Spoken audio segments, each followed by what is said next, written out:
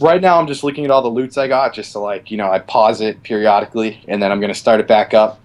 That was the inventory up there. We eventually got it to get Zammy brews once the Grand Exchange come out, and yeah, if it messed up on the inventory like it did, it would just try again. And then So, once, so at first you were selling on the street, weren't you? And then obviously the G came in, and oh, it must have made your life easier. well, a lot of stuff, Spirit Shields especially. The price of the Spirit Shield was about 250K when it started. A day, I was averaging 20 to 40 Spirit Shields. And so, usually on the weekends, I kept all my loot and I sold it on Sunday just to crash the market.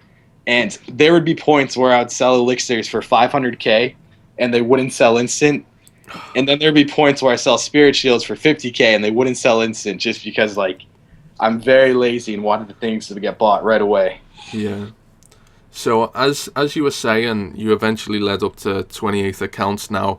Give us a general run through of your day. So you'd wake up in the morning. Would the accounts be running overnight? So you'd wake up and check on them, or?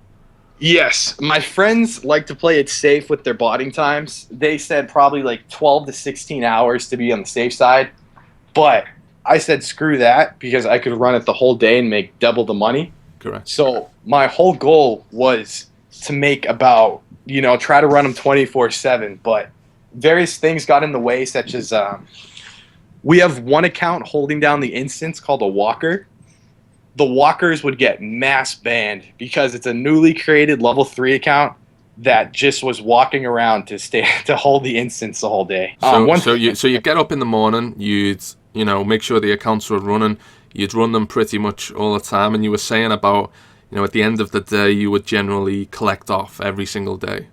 Yep. So to just clarify, all this came to an end, you believe, from when that JB guy reported you to WEEF and he investigated and then caught all your accounts. Do you think you would have been caught if he wouldn't have told WEEF? Or? Well, it's a bug and it's eventually going to be patched, but I feel like the YB person, he couldn't handle an unknown bug abuser completely wrecking him on his own turf. Correct, So yeah. I think once he reported my mass accounts, I have 28 accounts all get banned at the same time at, I think, 2 to 3 p.m., which is, I think, about 5 to 7 p.m., where Jagex is, Yeah. which is very suspicious of foul play. Correct, yeah. I mean, that's the biggest thing here. There's such a communication nowadays between the old school team and the general public that you can, contact these mods and they generally will tackle problems for you. Here's one thing we actually did do to help settle that down. So Reddit is the main thing where if you make it big on Reddit, people will read. Yeah. There was a couple of kids. One kid had a problem with us, and he would follow us in our world, and he would take pictures of all of our accounts and upload them on Reddit.